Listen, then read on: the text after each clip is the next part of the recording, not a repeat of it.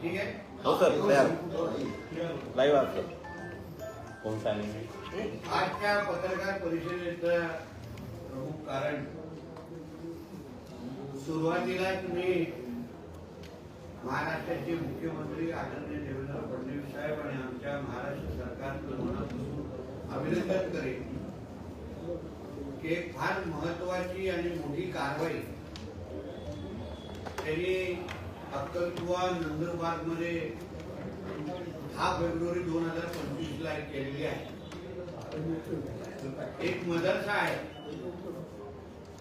जामिया इस्लामिया इशातुल उलूम इन्स्टिट्यूट अक्कलकुवा नंदुरबार। हे पूर्ण नाव एकाच मदरसाचं आहे। तुम्हाला वाटते 4-5 आहे। आता हा जो काय मदरसा आहे तो मदरशामध्ये फार मोठी कारवाई झाली। त्याच्यामध्ये यमनचा नागरिक सापडला, यमनचा एक शिक्षक सापडला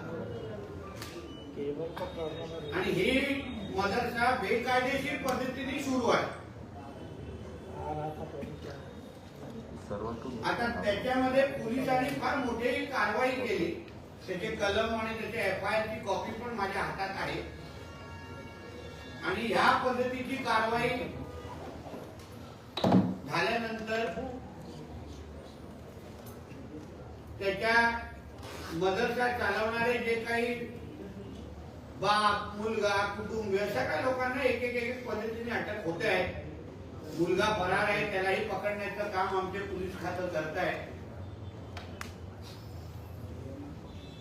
त्या मदरसाचे फोटो मी मुद्दामून तुम्हाला दाखवण्यासाठी आणलेले आहेत। हे सगळं जे काय आहे हे सगळं बेकायदेशीर पद्धतीने सुरू आहे। हा एक फोटो आहे, हे असे त्याचे फोटो आहेत, त्याचे तुम्हाला मी काही वेळानंतर देतो, तुम्ही बघू शकता। ही कारवाई तर ह्या मदरसावर सुरू आहे। त्या संदर्भात विविध पद्धतीने पोलिसांना एक पद्धतीने माहिती भेटते, ज्याच्यामुळे राष्ट्रविरोधी काही ऍक्टिव्हिटीज ह्या मदरसामध्ये सुरू होत्या। त्या बाबतीची चौकशी, सखोल चौकशी आता आमचं पोलीस खातं आणि आदरणीय देवेंद्र फडणवीस साहेब करतायत। एका बाजूला ह्या मदरशामध्ये ऍक्टिव्हिटी सगळ्या बेकायदेशीर सुरू होत्या। एक घटना अशीही माझ्या कानावर आली आहे, ते बाहेर जरा शांत व्हायला सांगा।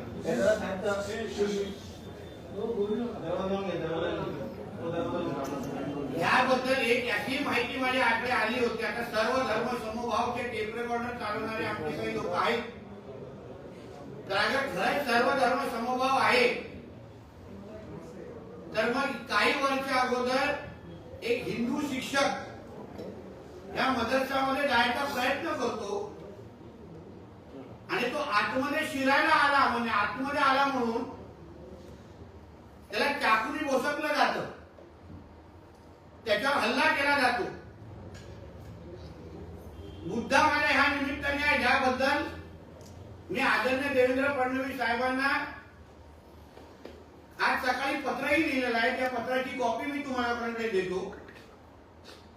या मदरसाच्या निमित्ताने जिथे आज यमनचा नागरिक सापडलेला आहे, यमनचा एक अतिरेकी विचाराचा नागरिक सापडलेला आहे, तसाच विशाल घरवर पण तुम्ही काही महिन्या अगोदर तुम्ही ऐकलं होतं की तिथेही अतिरेकी काही वेळेस राहून गेलेले तिकडच्या मदरसामध्ये। याकूब मेमनच्या त्या पद्धतीचा जो अतिरेकी होता, ज्यांनी देश विरोधात अतिरेक्या कारवाया केलेला, तोही तिकडच्या एका मदरसामध्ये सापडला होता।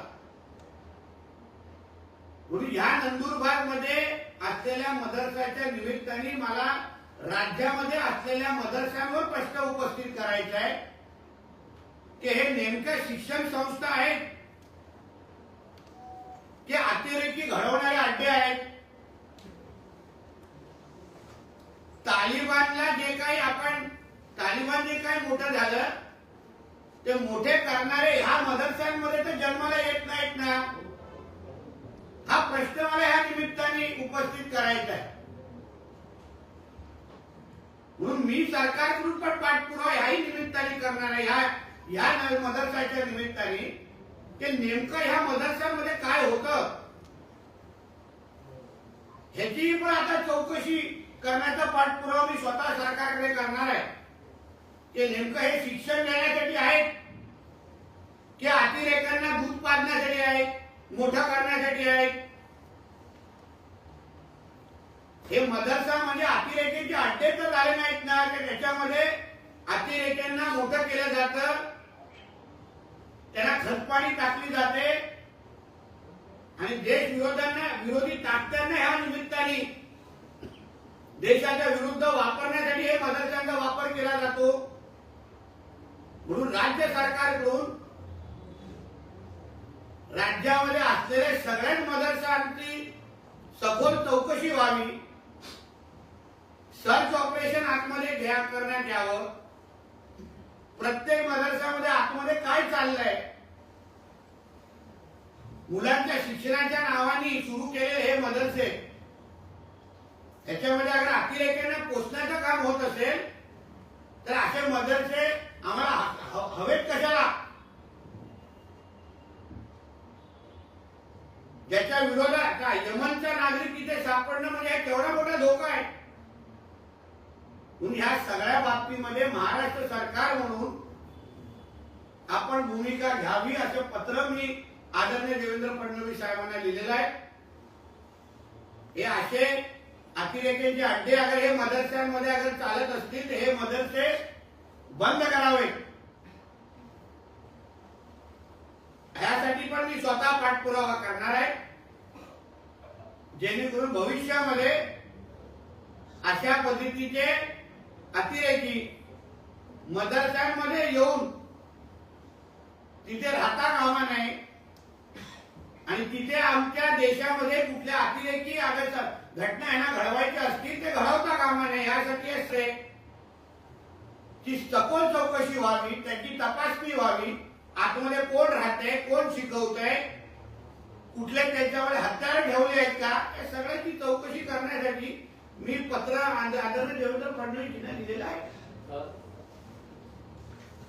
आजमगड मध्ये एक संचालित फर्जी मदरसावर मोठी ऍक्शन झालेली आहे. ईओडब्ल्यू मी 11 मदरशांवर केस दर्ज केलेली आहे आजमगड यूपी मध्ये. हे सगळ्यांमध्ये यांची ही नाटकं चालतात मदरसाच्या नावाने. लहान मुलांच्या शिक्षणासाठी मदरसे उघडायचे आणि ही सगळी नाटकं त्या मदरशांमध्ये सुरू ठेवायची. मग कशाला पाहिजे ही मदरसे आम्हाला इकडे. मग ह्या संबंधित इथे नंदुरबार मध्ये अक्कलकुवा मध्ये असलेल्या मदरशांकडे मध्ये त्या मदरशामध्ये ईडी ईओडब्ल्यू सगळं लावा अशी टप्प्याटप्प्याने सगळ्या गोष्टी होणार आहेत. पण बाकीचे पण जे मदरसे महाराष्ट्रामध्ये जे सुरू आहेत ना त्याच्यामध्ये त्याची सगळ्यांमध्ये सर्च ऑपरेशन झाली पाहिजे. त्याच्यामध्ये सगळ्या गोष्टी लक्ष सरकार म्हणून आम्ही लक्ष घालणार आहोत. अशा पद्धतीचा पाठपुरावा मी सरकारने करणार. बोला. एक तुम्हाला सांगतो, एक छोटासा विषय उल्लेख करतो आणि मग तुमचे प्रश्न घेतो आणि हे पण बोलतो. मदरसांमध्ये आपल्याला आपल्या देशामध्ये संविधानाप्रमाणे आणि जो काही कायदा आहे त्याप्रमाणे आपल्या अन्य विद्यार्थ्यांना शनिवार रविवारची सुट्टी असते. ह्या मदरशांमध्ये शुक्रवारी सुट्टी जाहीर केली जाते आणि शुक्रवारी सुट्टी ते लोक फॉलो करतात. म्हणजे देशाच्या शिक्षण प्रक्रियेला वेगळा नियम आणि या मदरशांमध्ये वेगळा नियम, ज्याच्याबद्दल कोर्टामध्ये पण लोक गेलेले आहेत. म्हणजे आमच्या देशामध्ये काय शरिया कानून लागू झालाय का? अन्य विद्यार्थ्यांना अगर शनिवार रविवारी सुट्टी असेल, रविवार सुट्टी असेल तर ह्यांना शुक्रवारी सुट्टी देण्याचा अधिकार काय? ह्या बाबतीमध्ये पण चौकशी होणार. बोला सर, राज्यात असे एकूण किती मदरसे आहेत त्याच्यावर सगळ्यांची चौकशी होणार. सगळ्यांची चौकशी करण्याची मी पाठपुरावा करणार आहे की ह्या मदरशांमध्ये किती मदरसे आहेत. हे मदरशांवरच प्रश्नचिन्ह आहे की मदरसे आहेत ते तालिबानचे अड्डे आहेत, अतिरेकी अड्डे आहेत. याची चौकशी झाली पाहिजे आणि त्याबद्दल पाठपुरावा मी करणार. अध्यक्षांच्या अनुदानाबाबत सुद्धा सातत्याने प्रश्न उपस्थित केले जातात. या संदर्भात सुद्धा तुम्ही काय पाठपुरावा करणार? आता त्याची सगळ्याची चौकशी व्हावी माझं म्हणणं आहे. आपण अनुदान कशाला देतो की बाबा तिथे काहीतरी 4 मुलं शिकली पाहिजे असं तरी अनुदान असतं, पण तिथे अगर त्याच्यामध्ये कसा घडवणार असतील, अतिरेकी घडवणार असतील तर ह्यांना अनुदान द्यायचं कशाला आम्ही? तुम्ही आता ईडी आणि ईओडब्ल्यूचा देखील उल्लेख केला होता. काही टेरर फंडिंगचा प्रयत्न या माध्यमातून होत असं वाटतं? हो नक्की ना, कारण का ज्या पद्धतीने अतिरेकी यमनचा नागरिक सापडतोय तिथे, विशालगडमध्ये मोठा अतिरेकी येऊन सापडतोय, म्हणजे तिथे कुठे ना कुठेतरी टेरर फंडिंगचा पण अँगल आहे. हे संबंधित जे इकडचे कुटुंब जर राहत होतं त्यांचे विजा पण संपलेला आहे तरी ते तिथे राहत आहे. म्हणजे काय ह्यांच्या कारभार बघा कसा आहे मदरशांमध्ये. आणि तिथे कुठला तरी हिंदू शिक्षक जायचा अगर प्रयत्न करत असेल तर तुम्ही चाकूनी मारता. म्हणजे तुम्हाला सर्व धर्मभावाची जी आमच्या मागे जी काही चोरी केली जाते, गंगा जमुना तहजीब, हे कसल्या गंगा जमुना तहजीब, म्हणजे हिंदूंनी तिथे पाऊल पण टाकू नये. आणि आमच्या संस्थांमध्ये हे राजरोट पद्धतीने नाक घालतात, तिथे बुरखे घालून येणार ते चालणार. आणि आमचा कुठतरी हिंदू शिक्षक द्यायला प्रयत्न केला तर त्याला डायरेक्ट चाकूने बसवणार. हा कुठला न्याय? अनेक रोहिंग्या बांगलादेशी सुद्धा मदरशांमध्ये ठेवल्या जातात. अनेक अशी म्हणून तर त्याची चौकशी आम्ही आमच्या सरकारच्या म्हणून करण्याची मागणी सीएम साहेबांकडे केलेली आहे की नाही? कारण का हे मदरसे नेमकं अतिरेक्यांचे अड्डे आहेत का?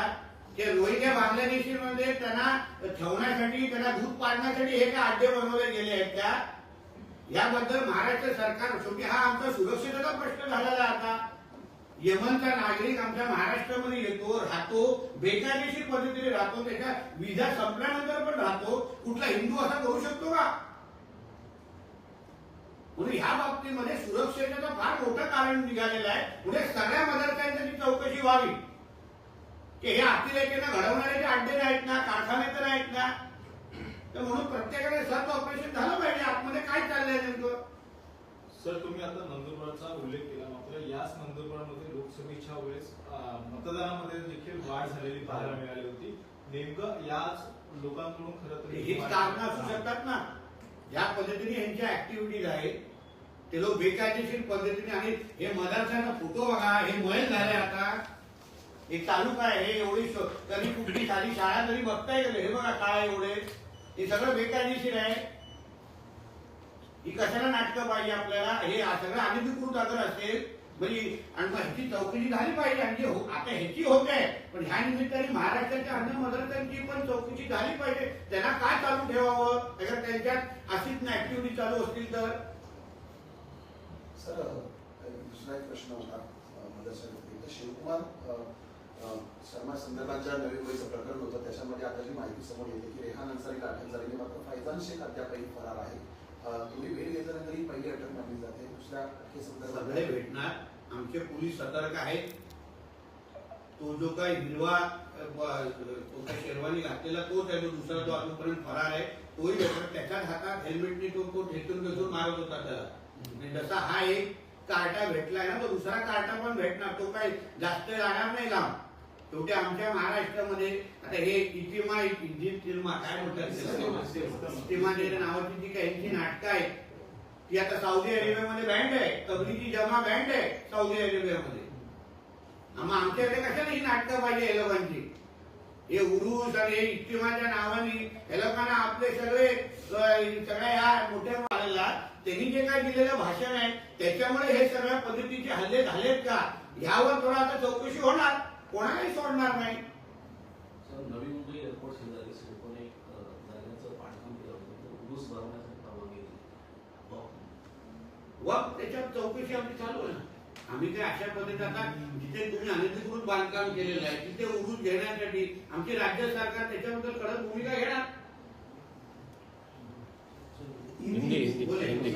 शहाजीराजांचा प्रश्न आहे. शहाजीराजांची कर्नाटकातली समाधी आहे ती दुर्लक्षित असल्याचं इतिहासकार पाटील विश्वास पाटलांनी समोर आणलं होतं. त्याचे काही फोटो सुद्धा त्यांनी त्या बाहेर बाबतीमध्ये आम्ही स्वतः आदरणीय देवेंद्र फडणवीस साहेबांना विनंती करणार आहोत की आपण कर्नाटक सरकारशी बोलून शहाजी महाराजांच्या राजांची जी काही समाधी आहे त्याची सुशोभीकरणाची संदर्भात कर्नाटक सरकारने भूमिका घ्यावी. शिवप्रेमी सगळे संघटना त्या निमित्ताने एकत्रित आम्ही शिवरायांचे मावळे म्हणून आम्ही त्याच्यात काही योगदान देऊ शकतो का, याही बाबतीमध्ये आम्ही सीएम साहेबांची त्या बाबतीमध्ये बोलू. सर संजय राऊत यांनी आज एकंदरीत जी टीका केलेली आहे का याबद्दल काय आहे का? हिंदी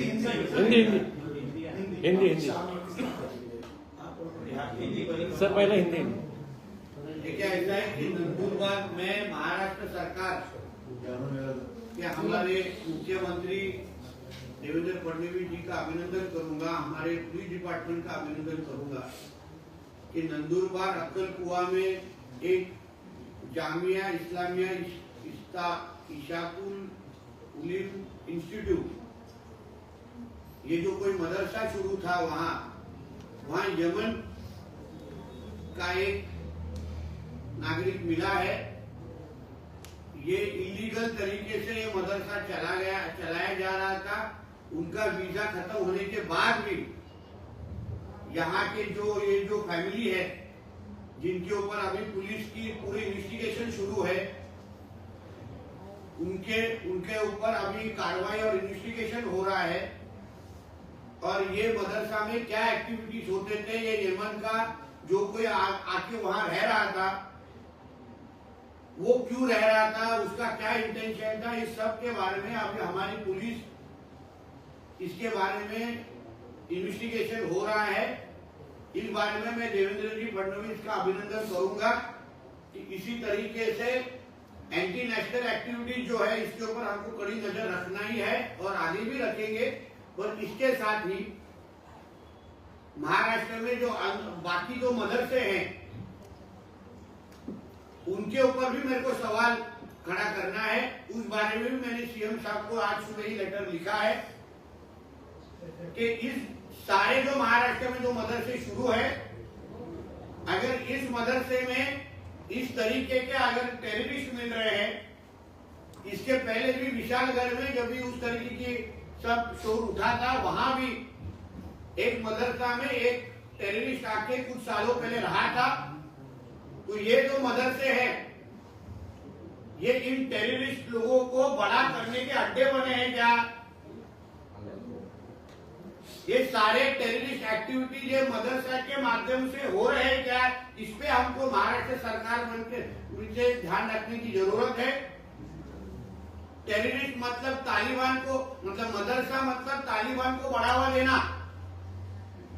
एक तरफ आप उसको एजुकेशन इंस्टीट्यूट बताते हो, फिर इस मदरसा में इस तरीके के लोग कैसे आके रह सकते हैं जो टेररिस्ट है? तो ये सारी चीजों के ऊपर जितने महाराष्ट्र में मदरसा है वो सबका इन्वेस्टिगेशन होना चाहिए, सर्च ऑपरेशन होना चाहिए. उसके अंदर क्या हो रहा है, कौन कौन उसके अंदर रह रहा है, कुछ वहां वेपन रखे गए क्या, वो सब चीज का इन्वेस्टिगेशन होना चाहिए. ऐसी मांग मैंने महाराष्ट्र सरकार के सीएम के पास तो की है और मैं खुद भी उसका फॉलोअप लेने वाला हूं, क्योंकि ये आखिर में हमारे सिक्योरिटी का सवाल है. इन मदरसों को अगर टेररिस्ट एक्टिविटीज को बढ़ावा देने के लिए अगर इस्तेमाल किया जा रहा होगा तो ये सारे के सारे मदरसे महाराष्ट्र में खुले रहने चाहिए क्या? इस बारे में भी महाराष्ट्र सरकार बन के हमको सोचना पड़ेगा कि कोई भी आम आदमी के जिंदगी के खिलाफ अगर इस तरीके के सब एक्टिविटीज बढ़े जा रहे हैं, उसके लिए अगर मदरसा को इस्तेमाल किया जा रहा होगा तो इसके ऊपर कड़ी इन्वेस्टिगेशन होना चाहिए. उनके अंदर क्या चल रहा है उस बारे में सर्च ऑपरेशन, उस सब के बारे में मैंने लेटर लिखा है. ये जो नंदुरबार में जो मदरसा है, अभी इन मदरसाओं में कोई भी हिंदू पैर भी कदम भी नहीं रख सकता. कुछ सालों पहले एक हमारे हिंदू शिक्षक वहां उसने उस मदरसा में जाने की कोशिश की तो उसको चाकू से उसके ऊपर हमला किया गया. एक तरफ ये लोग सर्वधर्म समभाव का टेप रिकॉर्डर लगाते हैं और दूसरी तरफ इन मदरसाओं में कोई हिंदू भी पैर रख सकता नहीं है.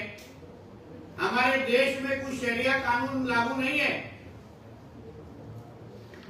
मदरसाओं में फ्राइडे को छुट्टी क्यों दी जाती है? जब बाकी के एजुकेशन पॉलिसी के हिसाब से सिर्फ संडे को छुट्टी दी जाती है। तो मतलब देश के अन्य विद्यार्थियों को अलग न्याय और इन लोगों को अलग न्याय, ऐसा कुछ दो कानून हमारे देश में है क्या? इनको एग्जाम के टाइम में बुर्का पहनना है, मदरसाओं में शुक्रवार को छुट्टी देनी है। मतलब हमारे देश के अंदर रह के अलग कानून और एक अलग पाकिस्तान बनाने और अलग इस्लामिक देश तैयार करने का कुछ इन लोगों का बहुत बड़ा षड्यंत्र हमको जो दिख रहा है, उस बारे में मैंने सीएम साहब को लेटर लिखा है। इस बारे सारे का जो उसका इन्वेस्टिगेशन का फॉलोअप है मैं खुद लेने वाला हूँ। मैं चाहता हूँ कि ये मदरसा में अगर इस तरीके की यहाँ से अभी आजमगढ़ का भी आपको मैंने एक उदाहरण बताया जिसमें उसमें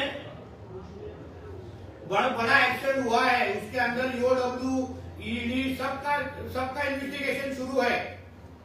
इसके पहले भी बहुत सारे मदरसाओं में वेपन हथियार रखने के भी बहुत सारे इंसिडेंट और अनुभव हमारे सामने उदाहरण हमारे सामने आए थे। तो मतलब ये जो मदरसा है इसको महाराष्ट्र में चालू रखना है क्या, इस बारे में महाराष्ट्र सरकार बनके जो उसके बारे में जो फॉलोअप लेना है वो मैं खुद लेने वाला हूँ। ये कब से रह रहा था? ये मुद्दा कब से, कितने सालों से रह था अवैध रूप से? ये अभी 2 दिन पहले इसका सब अरेस्ट यमन के नागरिक को हुआ है। ये देखिए मैंने जो सीएम साहब को जो लेटर लिखा है वो ये है, वो आपका कॉपी आपको सबको दे दूंगा। तो ये 2 दिन पहले ही 10 फरवरी को इसमें वो यमन में जो रहने वाला जो नागरिक है ना, उसको अरेस्ट किया है। उसके ऊपर सारे अलग अलग कलम लिखा। अभी उसके अंदर उस मदरसा के अंदर सब तरीके का इन्वेस्टिगेशन होगा। वहां के आपको एसपी और सब आपको इन्फॉर्मेशन और दे देंगे ये नंदुरबार के बारे में। ऐसी एक घटना जो है आगे फाटे में हुई थी, जैसे कि जिसमें जो एक अतिरेकी था उसको पुलिस ने पकड़ा, लेकिन इन अतिरेकों को हमेशा मदरसों में क्यों स्थान मिलता है? इसलिए मैं बोल रहा हूँ वो एजुकेशन इंस्टीट्यूट है, ये तालिबान के हेडक्वार्टर है ये सब मदरसा। इसलिए मैं बोलता हूँ हर एक मदरसा की अभी जांच होनी चाहिए, अंदर कौन रह रहा है, किस लिए वो मदरसा की जगह को इस्तेमाल किया जाता है। आप गवर्नमेंट की फंडिंग मांगते हो और उधर बैठ के टेररिस्टों को दूध पिलाते हो, ऐसा नहीं चलेगा। कल वही टेररिस्ट जब अगर इधर कोई बॉम्ब हमला करेंगे 26/11 और इस तरीके जैसे, तो उसका जिम्मेदार कौन होगा फिर? इसलिए महाराष्ट्र गवर्नमेंट ने जिस तरीके की भूमिका इस नंदुरबार के मदरसा के बारे में ली है, उसी तरीके की भूमिका अन्य मदरसाओं के बारे में भी लेनी चाहिए। इस बारे में मैंने पत्र लिखा।